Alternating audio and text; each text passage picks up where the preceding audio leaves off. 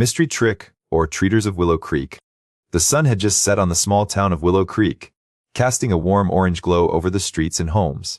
Four friends, Jack, Alex, Ryan, and Ben, all around 12 years old, were huddled together on the porch of Jack's house, their faces lit up with excitement.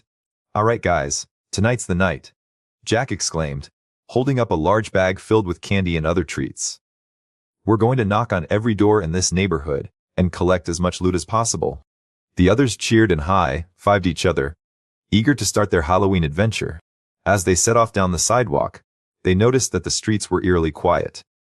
The only sound was the rustling of leaves beneath their feet and the distant howl of a wind chime. "I don't know about this, guys," Ryan said, his voice laced with a hint of nervousness. "It's kind of spooky out here," but Jack just laughed it off. "Come on, it's Halloween. It's supposed to be spooky. Besides, we've got each other's backs." The group continued their journey, door knocking at every house they came across. At first, the reactions were mixed. Some people gave them candy and treats, while others just grumbled and shut the door in their faces. But as the night wore on, something strange began to happen. Every time they knocked on a door, the person who answered would whisper something strange before handing over the treats. "The wind is changing," one old lady whispered, her eyes glinting with a knowing look. "Beware the shadow in the night," a gruff but kind-hearted man muttered, as he dropped a handful of candy into their bag. The boys exchanged nervous glances. What was going on? They had never heard anything like this before. As they approached the last house on the block, they noticed that it was dark and foreboding, with overgrown bushes and twisted tree branches that seemed to reach out like skeletal fingers. "Guys, I don't think we should knock on this door," Ben said, his voice trembling slightly. But Jack just grinned. "Come on, it's the last house. We can't leave without trying."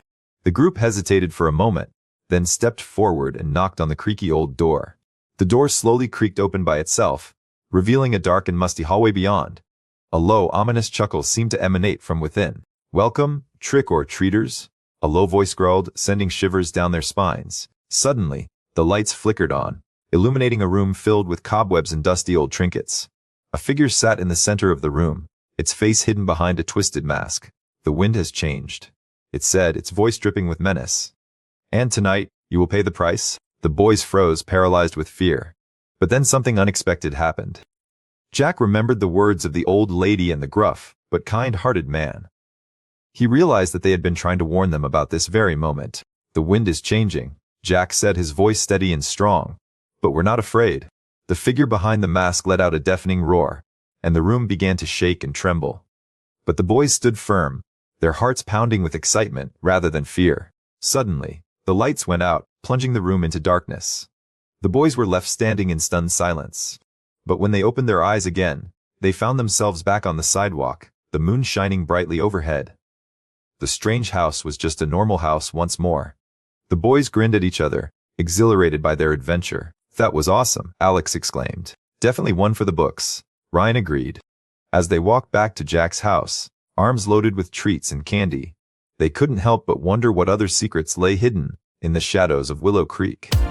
Thank you for watching. Thanks for watching my short story.